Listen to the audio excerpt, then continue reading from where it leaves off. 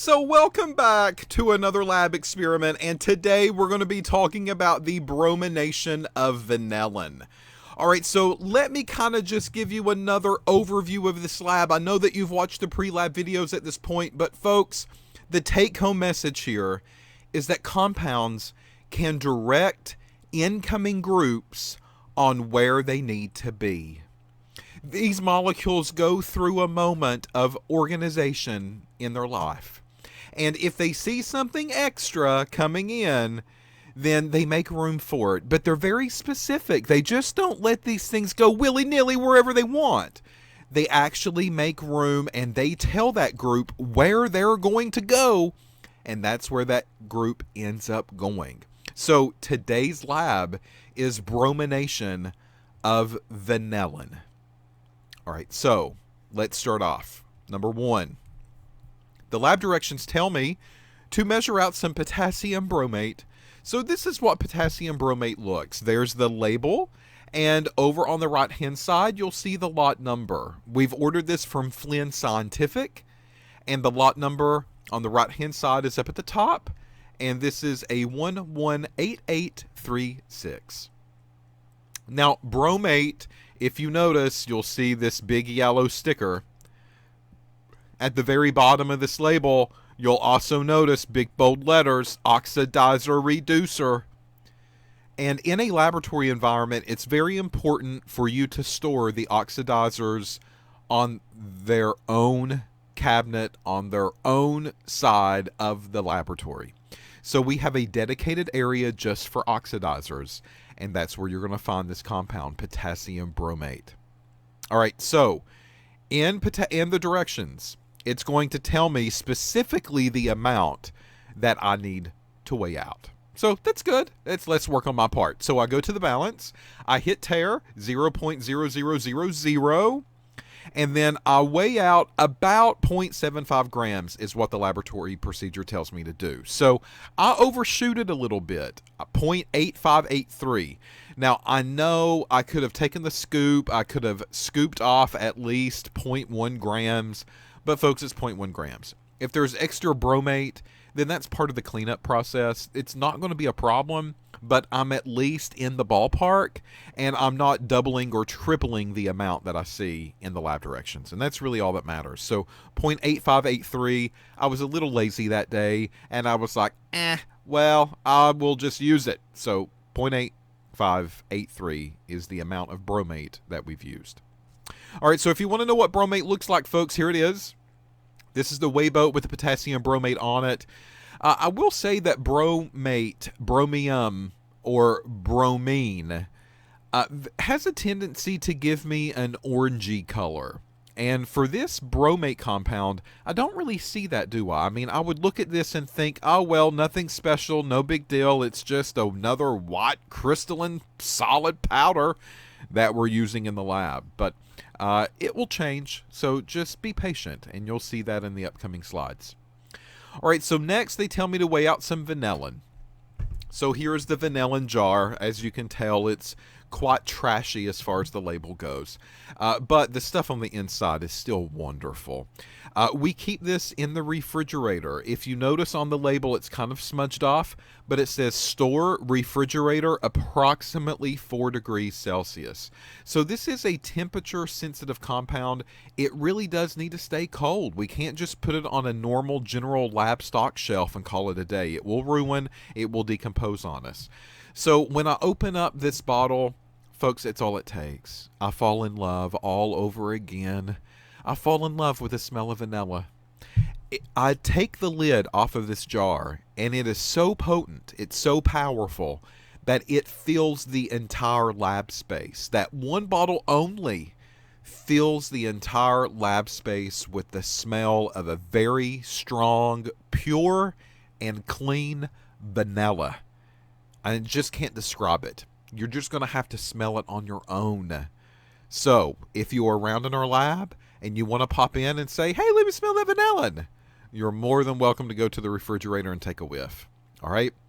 So the vanillin that we're going to use is from Acros Organics. The lot number here, it's also kind of smudgy.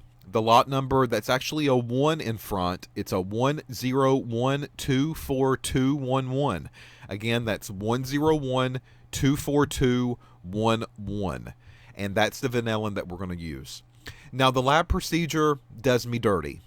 And the reason is because they tell me, weigh out 10 millimoles. Okay, whatever. They want me to weigh out 10 millimoles. Why didn't they just give me gram like they did with potassium bromate? Well, they just want you to practice the calculations and the dimensional analysis. That's why they want you to do that. And that's good. I mean, you should know how to do dimensional analysis stuff like this. So if you're rusty on the setup, this is how you do it. 10 millimoles. So 10 millimoles of vanillin over 1 millimole on top. Millimole goes on the bottom, and we need to go to mole first.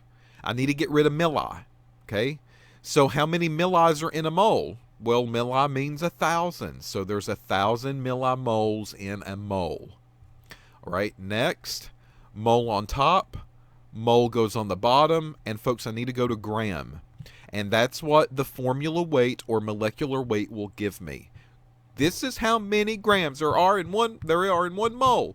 152.15 grams in 1 mole. So that means in the dimensional analysis setup, 152.15 grams per 1 mole. That's what the molecular weight represents. It's what it always has represented in every problem that we've done so far. So take your given 10 over 1, that sets it up. Millimole on top. In the next step, millimole goes on the bottom. And I need to convert that over to mole. I need to get rid of the milli unit because, folks, molecular weight is in terms of mole, not millimole, isn't it? So I can't use millimole. So 1,000 millimoles in a mole, and then in 1 mole, there's 152.15 grams. So when you do that, you'll get an amount. I'll let you do that calculation. And then you can compare that to the amount that we used in the lab. To enter this into your calculator, I leave off the ones. So I would take 10 divided by 1,000 and then multiply by 152.15. That's as simple as you need to do with it. So I go to the balance. I do that calculation. I tear out the balance, 0.0000 grams. And then I take out the vanillin. And this is what that beautiful, luxurious, marvelous vanillin smells like and looks like. There you go. You can even tell by the crystal that it probably smells pretty. And the mass of the vanillin that I've decided to use in the lab was 1.6793. Again, ballpark figure. As long as I'm close, that's all that matters. We're synthesizing. We're making something here. So ballpark figures are okay with this entire setup. All right, so what's next? Well, they tell me to go and get glacial acetic acid. So here I can see the bottle, glacial acetic. We keep them in these smaller bottles because I don't want to lug around a 4-liter jug of super concentrated acetic acid in the lab, taking the chance of breaking that entire 4-liter bottle. So we do you a little bit of favors, and we pour some of that into a smaller jug that you can lug around and tote. So it probably tells me 20 milliliters. If you look at this graduated cylinder, there is the 20 milliliter mark, and my meniscus is right at the 20 mil mark. Glacial acetic, keep in mind, it is the most concentrated acetic acid that's out there. You can't get any stronger than that, folks. It's like over 99% pure. I mean, that's how strong this acetic is going to be. So this stuff is stinky. This stuff, if you put your nose on the lid, it's going to burn the inside of your nose because it stinks so bad. And it's an acid, and there's acidic fumes that are coming off from it that can react with the moisture in your nose, and don't be surprised if it starts to burn. So glacial acetic acid is a nasty, stinky, super concentrated reagent that I really prefer to use under the fume hood, and that's why. Next up, that's not the only nasty thing that we have to worry about. We have HBr. HBr is hydrobromic acid. All right, so HBr, hydrobromic acid, is a super concentrated version. That's how we order it, but we can only get it about 47 to 49%. So we can't get it to go in solution more than that. So only half of this is actually HBr. The other half is going to be the solvent, and that's water. Fisher Scientific is the manufacturer of the hydrobromic acid. By the way, the glacial acetic, of course, is stock because you don't know where it came from. It's just a stock bottle that we've given you. But HBr has come from Fisher Scientific, and we need the lot number on here as well. So the lot number over to the side, 120027. All right, so what is it about hydrobromic acid? Well, hydrobromic acid is a little strange if you've never used it before. Depending on your experience with reagents, I take the cap of hydrobromic acid off of the bottle, and I put my disposable pipette in there to suck up some of it. And folks, if you look, you can see vapor, fumes coming from this disposable pipette, can't you? Look at there. It's also all around the cap. It's still lingering around. So this is one of those acids that when you do take the cap off, it will fume. And fuming acid is always bad. You don't want to breathe in those vapors either. So once again, I prefer to do this under the fume hood. However, it was just me in the lab, and I wanted to show you those vapors. So I did not do this under the fume hood. I just took a little extra precaution not to breathe it in, and I worked quick with it because I know how to handle the reagent.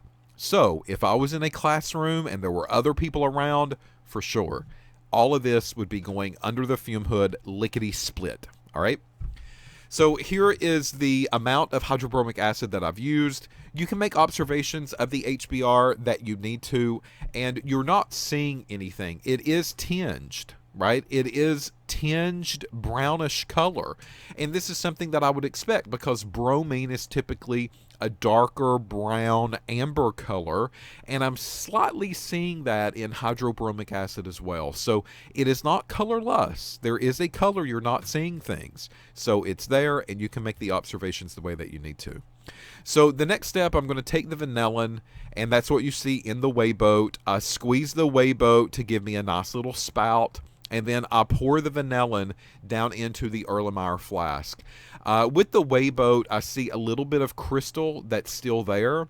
So what I'm going to do, I want to save those crystals. I want to transfer those as well. So I'm going to take some of my solvent, either the glacial acetic or the hydrobromic in this case, because we're adding it all into the same vat. I'm just going to take some of my solvent, either one. I'm going to squirt a little bit into the weigh boat, and then I'm going to transfer that liquid over as well.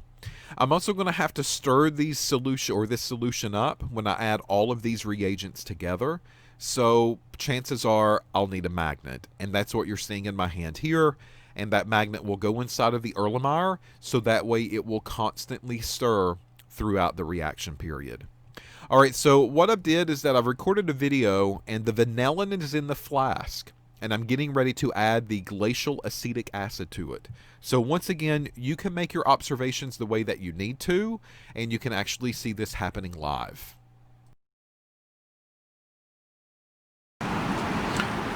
Okay, so I'm getting ready to start my vanillin experiment, and right now in this Erlenmeyer flask, I have my vanillin. So I'm getting ready to put in a magnet into the flask, and I've just dropped it in, and now the directions tell me to add 20 milliliters of acetic acid. So I'm going to slowly add acetic acid to this vanillin, and you can make your observations the way that you need to for your lab notebook. So I've just added the glacial, and I'm going to turn my magnet on now at this point. So I'm going to shift this just a little bit so that way it can begin to stir.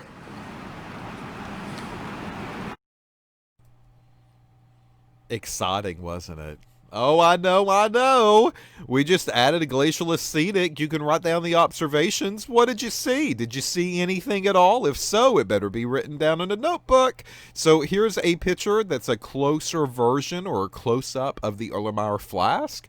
And again, this is given to you so that way you can make the observations that you need to for your lab notebook. All right. I've even kind of zoomed in a little bit more after it's stirred. The magnet is actually moving at this time. So that way you can at least report that it is a clear solution and everything pretty much dissolved. So that was the addition of the glacial acetic. And now we need to add the bromate to that solution. So once again, I'm going to play you a live visual feed so that way you can see that bromate getting added in.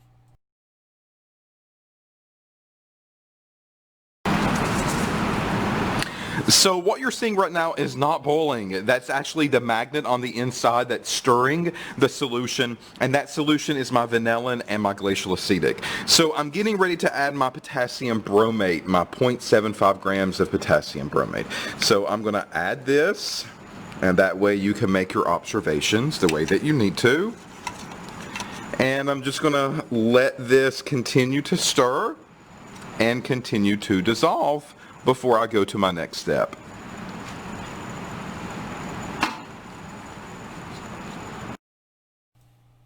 Ha! I fooled you again, didn't I? So that video shows the addition of bromate, and what did you see? Write down what you saw, and folks, if you did not see an observational change, then you need to write down no observational changes happen. That is as important as writing down if something did change, right? It's always a reference point. So if I did the lab and I went in and I added bromate and it turned black, well, hopefully I can use your lab notebook to see if that looks correct or not. And if you've done your job well, you would have said, no observational changes happened.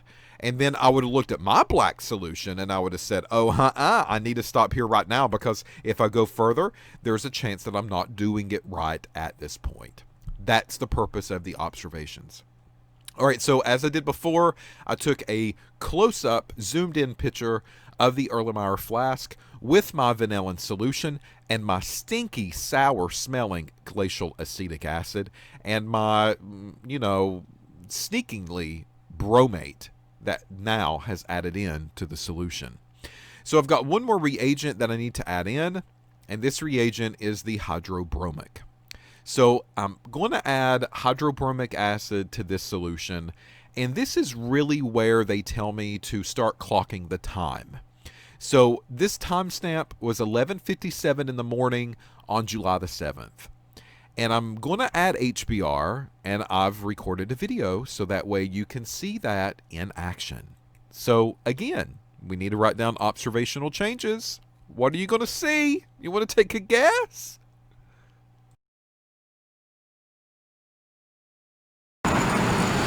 So my potassium bromate has now been added. It's been stirring. It's not fully dissolved yet, but the lab directions does say to add the hydrobromic acid immediately after. So I just gave it a little bit of time to see what it would do. And I'm getting ready to add my hydrobromic, and there we go. And again, you can make your observations the way that you need to. So this solution is going to sit, and we're not going to heat it. We're just going to continue to stir it for 45 minutes. In 45 minutes, we'll come back and we'll take a look at this at that point. Well, what do you know? An observational change, finally! And folks, I see that traditional orangey color that's associated with bromine. So I think I'm on the right track. I think we're getting the right product at this point. I feel good about it, and we'll continue to trick on. The problem here, and let me show you a close-up, the problem here is that it's going to require a 45-minute wait period. You know, this is kind of like making homemade bread at home. You add your yeast and you add your flour and you add your sugar and you just got to wait and wait and wait. And some of those recipes you have to wait overnight. Who's got time for that? I'm just going to go buy bread in the grocery store.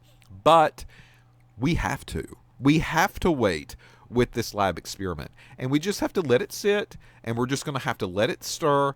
And then as I was letting it stir, oh, whoa now, I added this stuff at 11:57. This is the color that it immediately turned. And then at 12:04, I have tang. Do you know what Tang is? If you've never had Tang, you need to go to the grocery store right now. They sell it in the section where they sell the Kool-Aid. And try some Tang for the first time. You might be pleasantly surprised. But to me, it looks like Tang that's in this Erlenmeyer flask. So there is a color change, and that color change happened pretty quick after I added the HBr. So at this point, I'm just going to keep on letting it stir. I'm going to keep on letting it hang out. I'm just going to walk away. I'm going to do other things so that way I don't waste my time.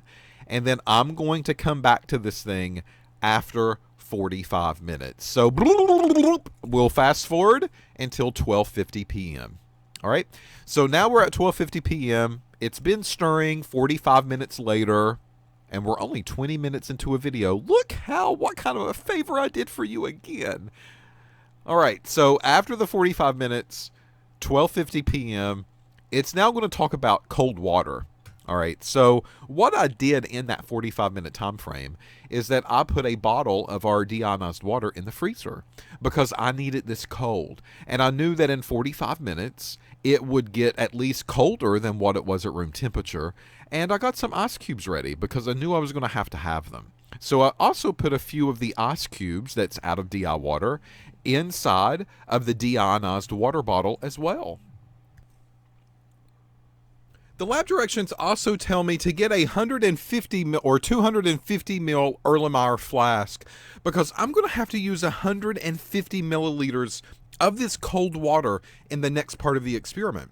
So I go to the lab drawer, I get out our 250 milliliter E-flask, and I measure with a graduated cylinder about 150 mils of ice cold water. You can tell it's ice cold because look at all the condensation that's on my graduated cylinder now.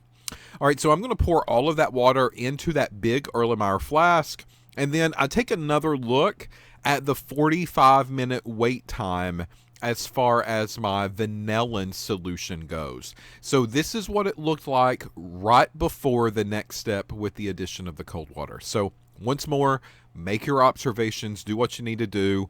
I did take the Erlenmeyer flask off of the stir plate.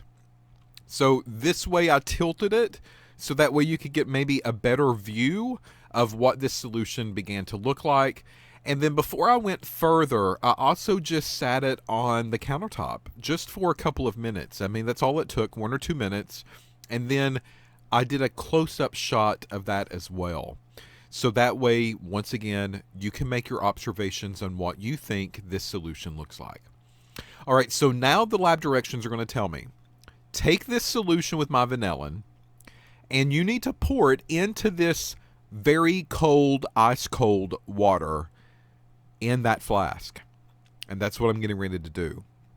So just a second, let me play the video, and that way you can see that addition happening live. This happened at 12:55 p.m. on that date.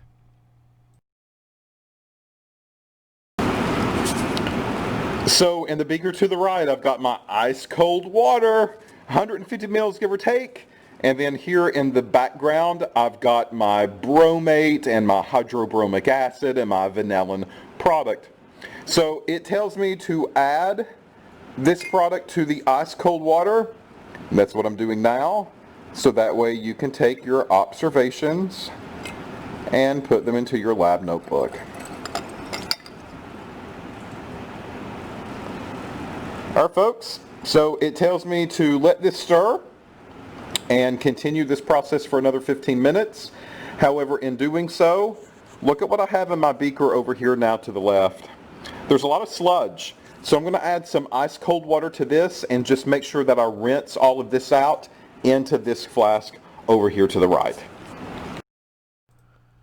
Okay, so I think the Erlenmeyer flask to the right-hand side looks like a tequila sunrise to me, but you know, it could look something totally different to you, but to me, that's the observations that I would make.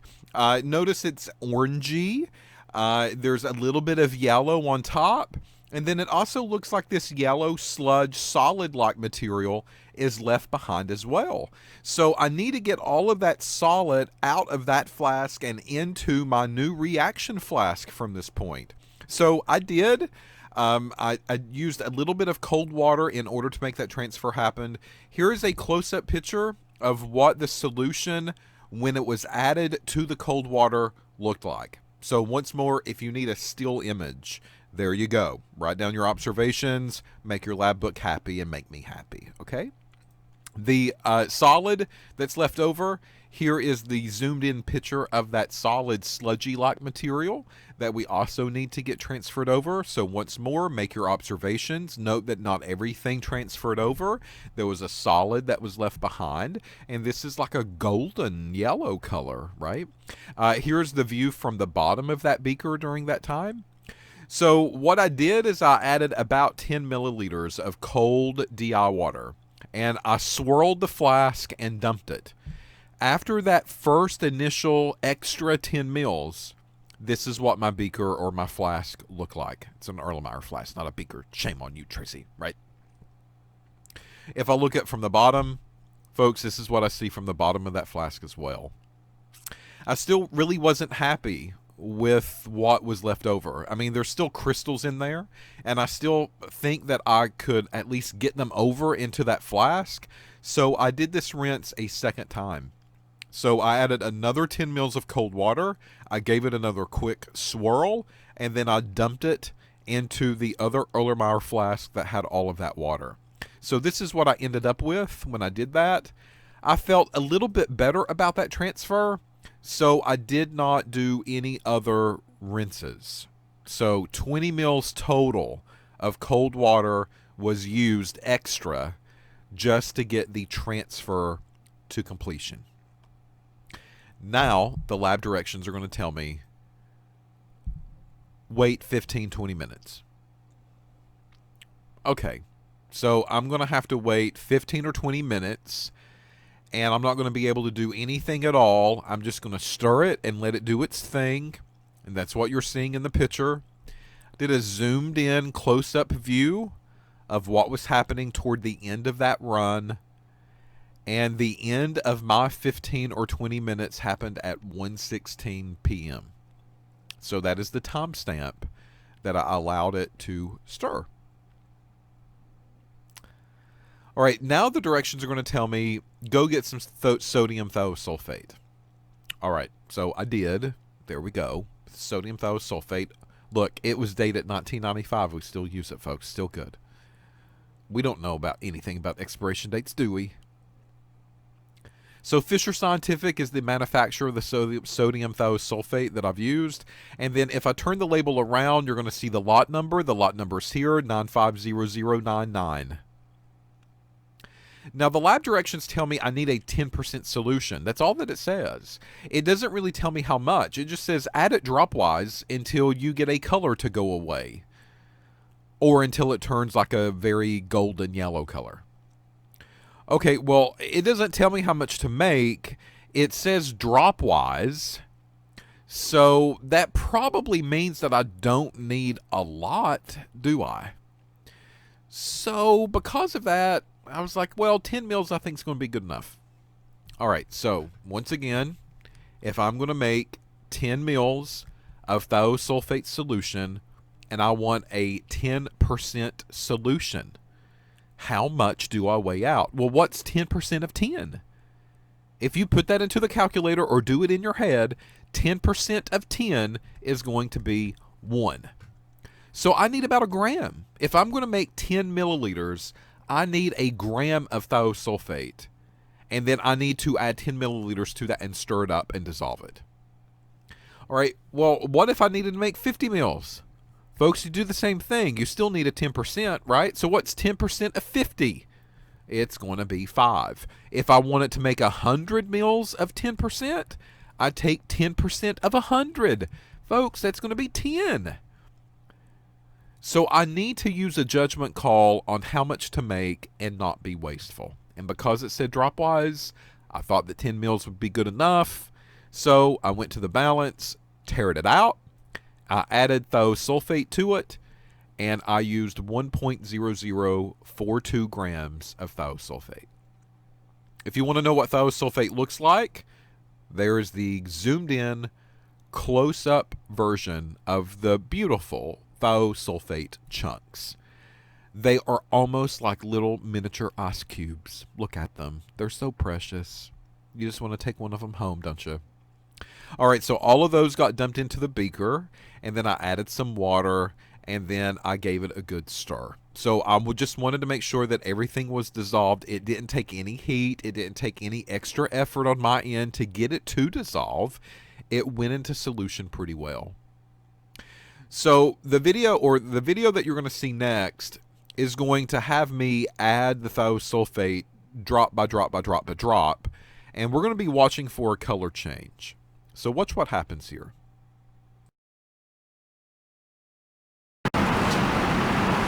Okay, I'm at the end of my waiting period. I'm getting ready to add my 10% sodium thiosulfate because, folks, it's still orange and it says add it until I get yellow. So I'm going to add it drop by drop. You can make your observations the way that you need to.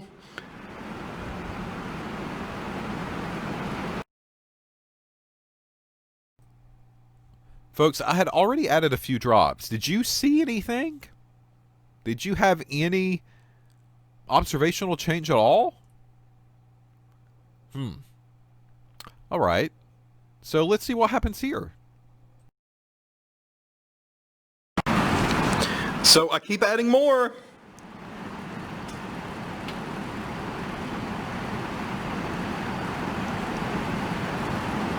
All right, so that brings my total to 40 at that point.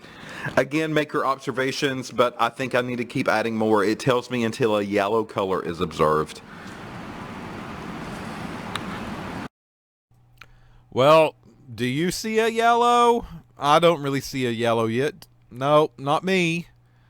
Okay, well, I did another video. I had to add more. So let's see what happens here.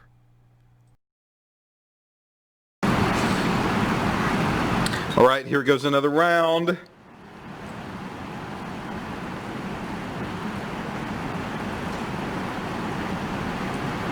All right, so that brings my total to 20 drops of sodium thiosulfate. Folks, I'm still away from yellow, aren't I? So I'll keep adding.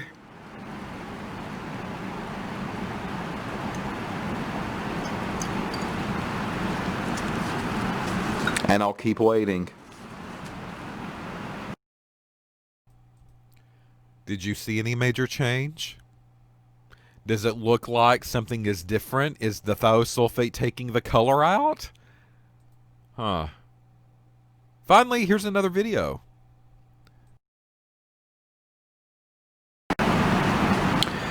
Folks, this is after the addition of 20 milliliters of sodium thiosulfate. I just don't feel comfortable adding any more. It did give me a color change. It went from a darker orangey brown color to this more golden straw or golden corn color. So this is where I'm going to stop, and then we'll pick up from the lab procedure here. But this is the final observation before I send. Okay, so final observation before we go throughout later in the synthesis steps of the vanillin. But folks, I think that now you can really see an observational change of what it once was. Here was it in the very beginning. It was a darker, more richer, brownish, kind of orangey color. And then after that 20 mil addition of sodium thiosulfate, I end up with something a little bit lighter. And the lab directions do say golden yellow. So this I'm okay with. So from this point, we now need to go back to the balance. I'm going to tear it out, make sure the doors are closed, make sure it's balanced, make sure it's clean, and then I'm going to get a mass of a piece of filter paper. All right, so there's the filter paper. All the filter paper we've used the same as before. All right. So 0.2083 gram. So I'm going to go over to the Buckner funnel. I'm going to put that piece of filter paper in the Buckner funnel. Then at 1:22 p.m., there's my solution, and I begin to filter it. Before I filter it, though, I took a few pictures of the flask. You can see basically a solid precipitate down here at the bottom. That's good because that's what we need to capture. That's what we need to keep. And I'm now starting to pour some of that yellow solution through the Buckner funnel. But I have a problem. What's the problem? What's the problem? Well, the problem here is that as I was pouring it through, folks, the suction on the vacuum overtook my filter paper. Look at that. It created holes. It created holes in my filter paper, and my solid started to go through those holes and venture into the Erlenmeyer flask down below. So I could not have that. No, that's a no-no. That's a boo-boo. Too much pressure. My filter paper has now ripped. So I need to go back to the balance. I need to get a new mass of a new piece of filter paper, 0.2019 gram. I go back to the Buckner funnel, and I put that new piece of filter paper in that Buckner funnel. I save the old one. And the reason is, as you can tell where these holes are, there's some yellow precipitate that's already formed there. Do you see that? Okay, well, all of that's crystal. All of that is percent yield right there. So I'm going to have to come up with a way to scrape these crystals and get those crystals off of that filter paper and maybe onto my new one. So I put the filter paper back on, the new one. I turn the vacuum back on, and folks, I start pouring that solution through the Buckner. This is what it looks like on top, and this is what's coming through on the bottom. Now, once again, look for solid. Colors are okay, right? I mean, maybe the solvents, maybe the impurities are colored. That's fine. But I do not see any solid that's forming down here in the flask below. So because of that, I kept letting this process filter, and it took forever. So that filter flask that had all of that product in it, this is what it ended up looking like. I added a few extra squirts of cold water into this flask, swirled it, and dumped it just to aid the transfer. That's why I did that. After all of the liquid got pulled through on top of the filter, this is what my crystals look like. Now, what you're seeing here to the left, that's an ice cube. So I just kind of let that melt and let it do its thing. So as that ice cube is melting, I go back over to the balance, folks, and I re-tear it out, 0.0000, and I get a mass of a watch glass. And the mass of the watch glass is 53.8734. Well, you know the drill. What do you think the purpose of the watch glass is going to be? That's right. I'm going to get solid from the Buckner funnel. I need to transfer all of that solid over, and I have a feeling it's not going to stay on the piece of filter paper.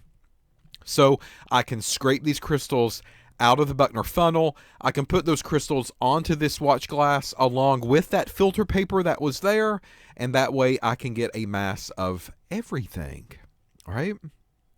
Okay, so when I scrape these out, folks, this is what I end up with. This is my crude product here. So I've let the solution suck until dryness has happened. And I go in and I scrape these crystals out and I put them onto a watch glass. And this is the crude product for my vanillin project. All right. Well, if I take another picture, maybe from a different view, you're going to see maybe a different color. This was more like a sandy, grainy, even it looked like playground sand to me. That's what this crude product looked like. All right, so here's one version. Maybe the light was hitting it a weird way. Maybe the flash from the camera hit it strangely. And then here is the other view from a different angle, showing you really a close-up picture of the true color of those crystals. All right, so let me play you a video. Folks, I decided to record this video to let you see what this product looks like. So I've just removed it from the Buckner funnel, and here it is on the watch glass with the filter paper that came with it. And to me, it looks very sandy. It's very, very tiny grains of crystal. It is brown, just like maybe sand on a beach. just a little bit cleaner. So this is what the product looks like before I get ready to get a mass of it. So stay tuned. We'll continue on with this lab experiment and we'll see what's next in the procedure. Folks, one of the things I forgot to tell you is that this did not go into the oven. Notice I never took a picture of the oven. I never took a picture of the temperature of the oven, the dial of the oven, or anything. What happened here is that I allowed the crystals to suck through at this point. Suck, suck, suck. I let it go to dryness as much as possible on that day, and I just left it. Okay, I did not put it into the oven. And this is actually the next day. So when I did come in, they were completely dry. I did not put them in the oven. They dried at room temperature, and then this is where I'm picking up. So those crystals were dried, and it was on a different date, and this was July the 14th. That's the time that I came back to finish up the remaining part of the lab procedure. When I came back in on July the 14th, I looked at these crude crystals, and this is what you're seeing here in the video that I played. But I also wanted to take a picture of the flask that I was using throughout the process as well. I think those are important observations that need to be made. And if you look, it seems to be remnants of material in the flask. So I'm seeing some crud on this Erlenmeyer flask that had my solution and stuff in it. Here's a different angle. You can see how much crud is here at the bottom. It's just kind of a film almost in a way. Here's the bottom view, maybe with a different angle. So once again, I think that you'll be able to see how much crud and slush that was still left behind of those flasks. Now, what is that? Who knows? Is that product that I should have recovered? Maybe. So if my percent yield is very low, well, right here is probably a culprit. I thought that it looked clean when I was giving them rinses, but apparently they weren't good enough, right? And I can see that clearly from these pictures and these views. All right, so I go back to my crude crystal. This is what I have. This is what it looks like close up, and I get a mass of that. It's the mass of the crystal plus the filter paper plus the watch glass. And that is 56.1614. All right. So that's the mass of everything. Nothing was teared out at that point. So you know the mass of the watch glass. You know the mass of the filter paper that we used previously. So use those in conjunction with this one to figure out how much crystal we actually ended up with. Now, what I did at this point, the lab directions didn't tell me to do it, but I did it just to do it, to prove a point, is I took a capillary tube for a melting point. We eventually are going to have to do a melting point. That's how we're going to determine the differences between these products, right?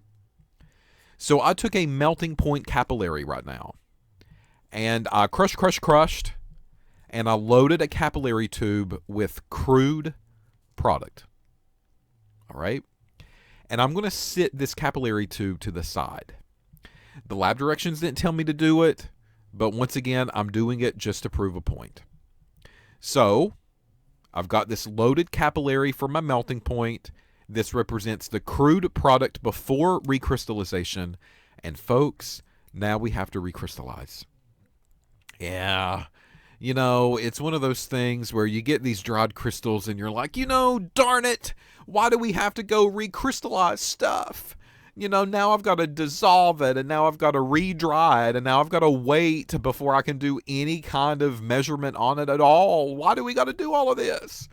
All right, well, maybe we'll see, maybe we won't. But we are going to recrystallize, and we're going to do it together.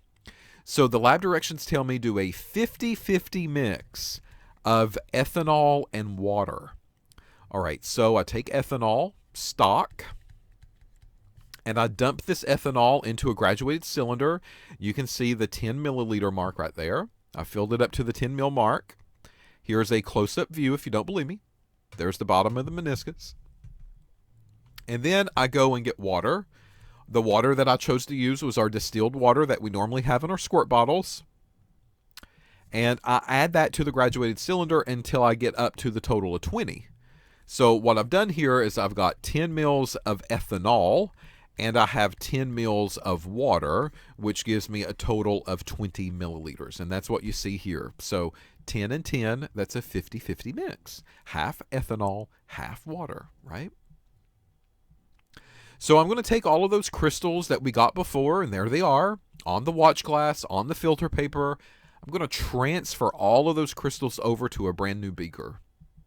And then I'm going to take that 50-50 mix, and I'm going to rinse that filter paper off.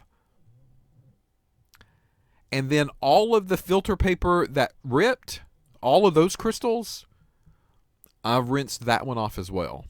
Because that's product. I didn't put it in my weight that we just recorded, but it's still product that could be rinsed off and saved. And that's what I did. So I rinsed both pieces of filter paper off. And then I rinsed the inside of the watch glass off. I couldn't get it all. There's still some residue that was behind, and look at this residue. I see residue on the watch glass. Look at all of that stuff. I see residue left on the filter paper that would not come off, even with the 50-50 solvent rinse. Wouldn't come off of there. And I also see residue on the spatula that I began to use as well. So I am leaving quite a bit behind. But folks, I've tried. I'm sorry, but I tried. I tried to get it.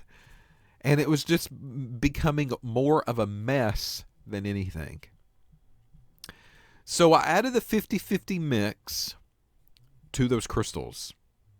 Keep in mind the observations of those crystals that were there before. And this is what happens when I add the solvent to those crystals.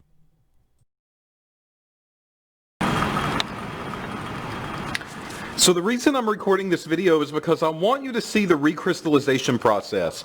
If you notice, look at this liquid up here at the top. It's very brown and it's very murky, but folks, look at my crystals that are down here at the bottom. Do you see that layer?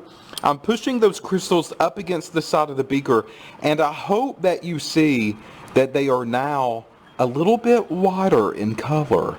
So this solvent did not fully dissolve the crystal that I'm trying to do a melting point of, but this solvent did dissolve the impurity that's lingering behind in my crystal. And I can see that right here at the very bottom with that very nice white layer of crystals. So I'm going to filter this and we'll see what our yield's going to be. You know, folks, this really kind of reminds me of cleaning your home or maybe pressure washing your driveway and stuff, right? I mean, here you've got this filthy, nasty, disgusting concrete, which AKAs our crystal here, our crude, and then we take a pressure washer to it and we wash it and hose it down, and we see all of that dirt coming straight up from that concrete. Oh, it's such a beautiful sight, and you feel so much cleaner, and that's what's happening here.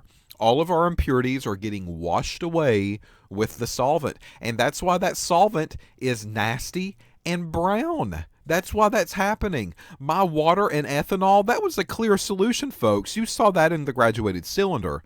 Look at all of the impurity that it's taking out of these crystals as I go forward. All right, so I go back to the balance. I use the standard good old-fashioned filter paper that we've always used at this point. There we go. It's Wattman grade number 1. Go back to the balance, and I weigh a new piece of filter paper for my recrystallized product, and it's 0.2080. I take one last picture, one last look, and I think that you can see very clearly at this point my solvent did do something. The recrystallization process, folks, did do something at this point, and I see it right there. So I'm going to cool this solution down a little bit before I filter it. I've got a video of that cooling process, and watch what happens when I put it in some ice water.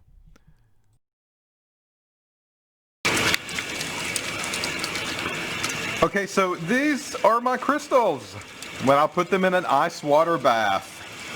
As you can see, they are solidifying and they are pretty chunky, and they look nothing like what they did with my crude product.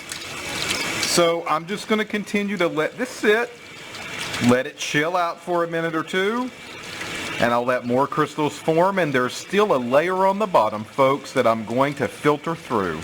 So I think we'll have enough to do a melting point after this filtration step. Well, I hope we do, because that's the whole purpose of doing the lab, to do the melting point at the very end. If I don't have enough to do melting point, how am I going to prove which one I've made, right? So as you could tell from that video, something kind of strange was going on, right? I saw these big, chunky flakes forming on the surface of that solvent, and those flakes almost knew that each other existed. Notice how they just kind of reached out and grabbed the other flakes, and it just started to get bigger and bigger and bigger and bigger. All right, so that's the recrystallization process for my vanillin product here. Now in my beaker, right, I need to get rid of that solvent, and I need to keep those crystals. So I'm going to pour this solution through the Buckner funnel. And when I do, this is what's left over. Notice there's not a lot of residue here. This came out very cleanly. So when I dumped it fairly quick, but nothing really was clinging to the sides. I didn't really have to use any extra solvent at all to rinse any of this stuff out with.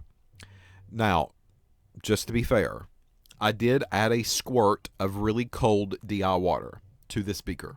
And I did swirl it, and I did dump it once. But folks, that was it. That's all I did. It didn't need any more than that. Nothing was clingy. Nothing really was left behind too much. So the recrystallized product looked like this. Again, make your observations. Write it down in your lab notebook. What does this stuff look like? I think that this looks a little bit different from what it did before. I can already tell there's a color difference. A texture difference was also there as well. Well, I need to go back to the balance, so I teared it out. And then I got a mass of another watch glass, 53.8709. Because I know that when I go back to this Buckner funnel, I'm going to have to scrape all those crystals out, and the filter paper has to come out, and I'm going to lose some. It's not all going to stay on the filter paper. So that's the purpose of the watch glass. So the watch glass was masked. My crystals and my filter paper was removed from the Buckner funnel. And folks, I put it in the oven at this point, right? I wanted to do a melting point that day. So I need to dry it, and I need to dry it quick. And if I look at the possibilities that I have, all of my possibilities are like 150 and greater. Well, as long as my temperature of my oven stays on the lower end of 100 to 110, I should be pretty good. Unless I've just really screwed up the lab. So 3.5 was the setting, and if I looked at my temperature, it was a little over 100. It always stayed about 102, 103, way below the possible versions of the product that I could have made. And I let this stay in the oven. So I put it in the oven at 251 that afternoon, and I removed it from the oven at 4:33 p.m. Now notice this piece of filter paper. Do you see the chunk? Look at this right in there. There is a chunk of filter paper that has been removed. Well, I was able to save that chunk. This happened during the transfer. When I was trying to get it out of the Buckner funnel and onto the watch glass, I ripped the piece of filter paper with my pair of tweezers or my spatula one. Well, I managed to save that piece that did get ripped. So if we see kind of funny things that happen in the mass, this could be one of the reasons. I've ripped the paper. Did I save it all? I hope I did, but there's no guarantee of that. So maybe jot that down. We'll come back to that later in the conclusion if we have to, but I did rip the filter paper upon transfer. So when I got it out of the oven at 4:33, that's what it looked like. Now let me play you a video so you can see it in person.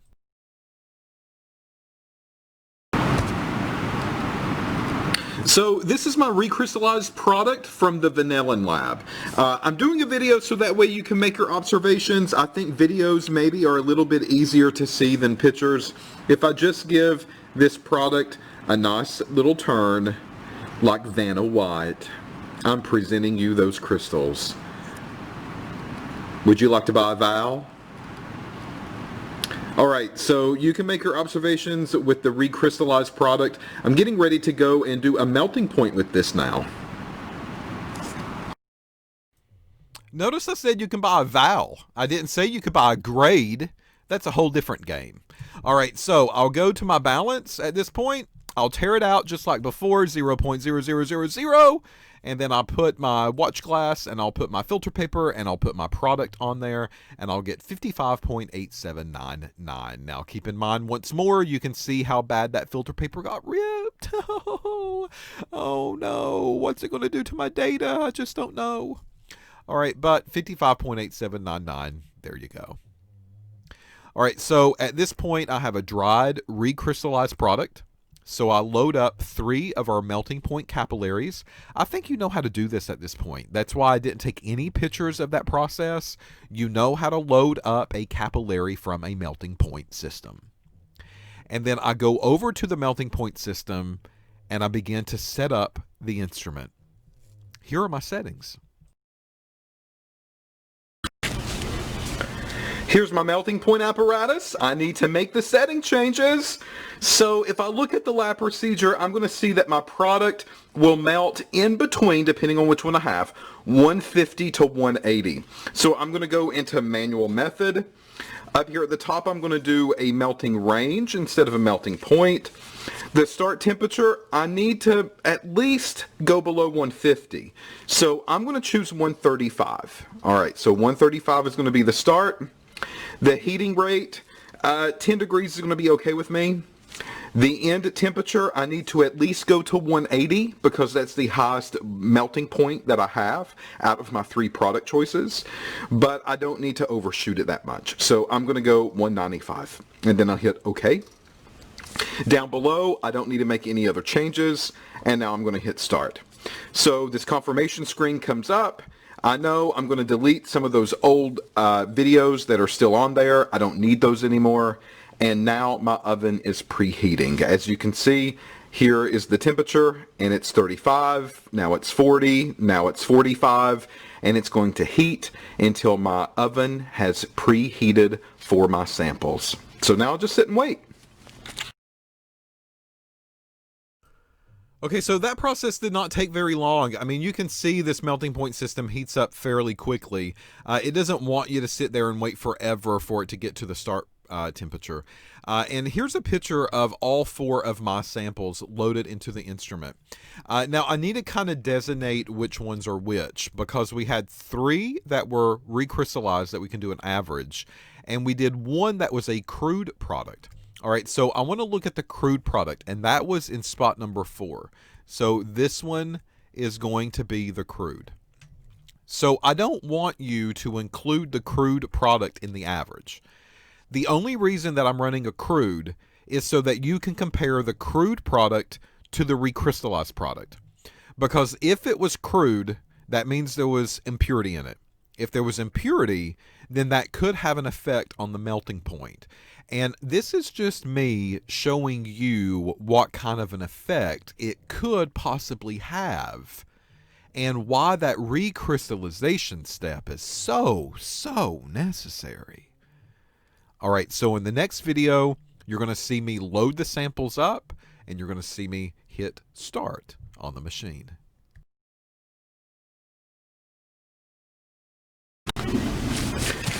So I've loaded 4 samples. 3 are my purified product, just to allow me to get an average. And then my 4th one is actually coming from the crude before I recrystallized. I thought that would be good just so that you can see how the melting point change, if hardly any at all, if I did not do the recrystallization step. So spot 1, spot 2, spot 3, purified product, spot 4, that is my crude product that did not get recrystallized. So everything's ready. It's at 135. I'm going to hit start. And now, 6.5 minutes later, we'll see what the data is going to show us. Wait. Hope you're patient.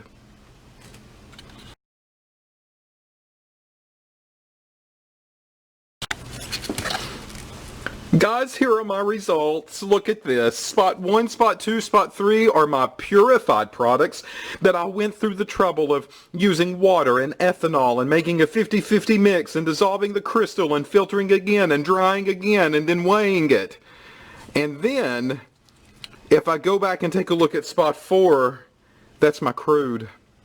Do you see a big difference? Maybe when we average them together, I don't really see a big difference. Do you? All right, so there's your melting point data. You can write that down into your lab notebook. You can leave off Spot 4. We just did that for kind of giggles. I was not using profanity there. So, use Spot 1, Spot 2, Spot 3, and figure out what kind of product that we have made with our vanillin. All right, so if you look at the lineup of temperatures here, number 4, some of you might look at and say, well, they're a little bit lower. And they slightly are, but, you know, we're still going to get the same conclusion from this data. So if I only ran the crude, then my decision on which product this has formed will be the same as if we recrystallized. So in this particular setup, in this particular lab experiment, the way that it was handled, my crude product was extremely close to my recrystallized product. And here I see a start temperature that's a little bit lower. Not by much though, because look, 165.9 and 165.2. I mean, those are kind of close. Half a degree difference, give or take. And the end melting point, it seemed like that is where the bigger difference happened. So 169, 170, 169, 170, 168, and then this was 167. So about 3 degrees off here from close to an average. But I still would have ended up with the same decision at the very end of this process if I did not go through a recrystallization step. So it does change it, but depending on how much impurity that you have, it might not change it hardly any at all. All right, so here's a picture, maybe a little bit zoomed in, of the melting points. Again, if you want to report crude, you can. Just do not include those values in your average of melting points. Once more, to do a proper average, you're going to average these together first, okay? And let me change my ink color here. You're going to average those together first. Then you're going to average the ending melting temperatures together, and then you will average these two together, folks. That's how we'll do the average with these melting points. All right, if you want to see these crystals melt, buckle up. Here you go. So in this video, I'm going to play back so you can actually watch these crystals dissolve. I don't know how well you can see these crystals over here to the left-hand side, but folks, they are there. It might show up dark on your screen. I'm going to hit play. We're right now at 160 degrees. The melting point, it told me, was around 165. So let's just keep an eye onto the crystals over on the left-hand side. And you tell me when you think they are dissolving. And there they go. So if you look over to the left or the right hand side, you'll see the temperature up here at the very top. And your eyeballs might have hit it a little bit early, which is okay. The machine operates a different way than your eyes do, and it's waiting on the laser to go through the capillary tubes. So it's always going to be a slight delay, so that way these capillary tubes can settle down a little bit before they give you the temperature. All right, guys, so that's it. There's your melting point video that you can watch them actually melt. You might have recorded like a 163 or a 164 if you were doing this on your own. But again, we'll go by what the machine gives us. That's the purpose of running it. That's the purpose of using it. So let's trust it.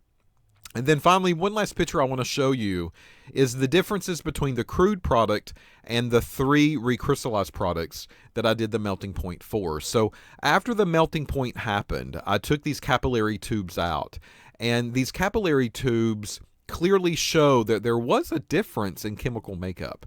If you look at my crude product that is much darker, after the melting point happened than the first 3.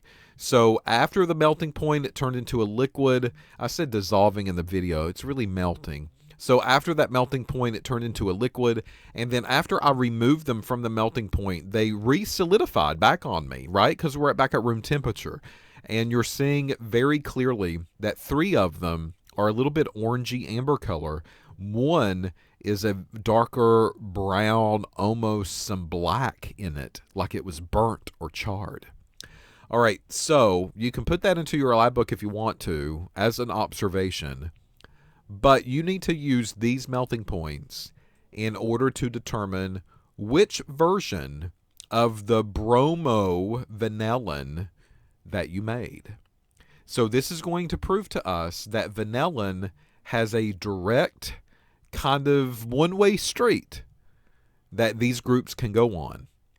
And this melting point will tell you the version that this molecule prefers. All right, so that's it of this lab. You have all your lab data. You have all your lab observations. You can write in your lab book, write a nice little pretty conclusion for me, and give me another, or let me give you another A based on the wonderful, wonderful work that you have done in the Bromination of Vanillin lab.